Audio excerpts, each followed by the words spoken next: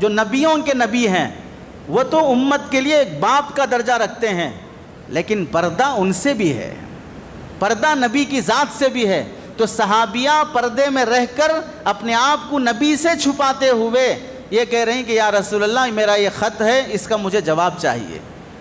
تو اب یہاں سے سمجھ جاؤ، جو اپنے ہیڈ ماسٹر سے، پروفیسر سے اور اپنے ٹیچر سے، اپنے باس سے، اپنے اونر سے اور فلاں سے جو بے پردہ ہو جاتے یا ہو جاتی ہیں، شریعت ان کو کہاں سے اجازت دے گی؟ چاہے وہ پڑھانے والے حافظ صاحب ہوں، مفتی صاحب ہوں، امام صاحب ہوں، کوئی بھی ہوں۔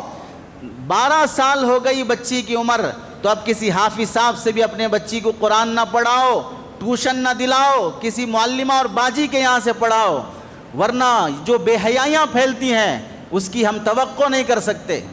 حسن ظن ہے، اچھا گمان ہے، اچھا گمان ہونا الگ چیز ہے، اور احتیاط کرنا اور اپنے آپ کو بچانے کی کوشش کرنا یہ الگ بات ہے۔ اچھے گمان کا مطلب یہ نہیں کہ بھئی ہر کسی کو اپنا بھائی سمجھنے لگ جاؤ۔ تم تو اسے بھائی سمجھ رہے ہو لیکن وہ تمہیں بیگم سمجھ رہا ہے، ہر ایک کی سمجھ میں فرق ہوتا ہے۔ اس واسطے احتیاط برتو، 12 سال کے بعد کسی لڑکی کو ٹیوشن کسی مول صاحب کے ذریعے سے نہ دلاؤ، ورنہ ٹیوشن سینٹرز جو چل رہے ہیں لڑکیوں کے کالجز کے فلاں سبجیکٹ پڑھنے کے لیے، فلاں کورس کرنے کے لیے، ان ٹیوشن سینٹروں کا حال دیکھ لو، سرٹیفکیٹ دینے کے لیے، پاس کرنے کے لیے اور بغیر فیس کے پڑھانے کے لیے کیسے عزتیں داؤ پر لگتی ہیں۔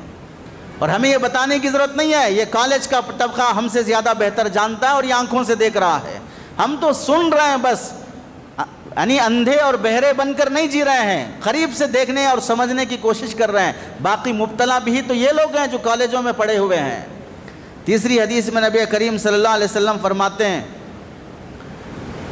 المرأۃ عورۃ فإذا خرجت استشرفها الشیطان، عورت وہ پردے میں رہنے کی چیز ہے، جب وہ باہر نکلتی ہے تو شیطان باہر نکل کر تانگ جھانگ کے موقع دیتا ہے، لوگوں کے دل میں خیال اور وسوسے پیدا کرتا ہے کہ دیکھو فلاں عورت جا رہی ہے، اس کا چلن دیکھو، اس کی گاڑی چلانے کا انداز دیکھو، یہ لوگوں کے دلوں میں شیطان بہکاوے پیدا کرتا ہے۔ اسی واسطے ایک موقع پہ تو آپ علیہ السلام نے اتنا سخت جملہ فرما دیا، ان المرأۃ تقبل فی صورت شیطان وتدبر فی صورت شیطان، رواہ مسلم۔ عورت جب آتی ہے تو شیطان کی صورت میں آتی ہے، جاتی ہے تو شیطان کی صورت میں جاتی ہے۔ مطلب کیا؟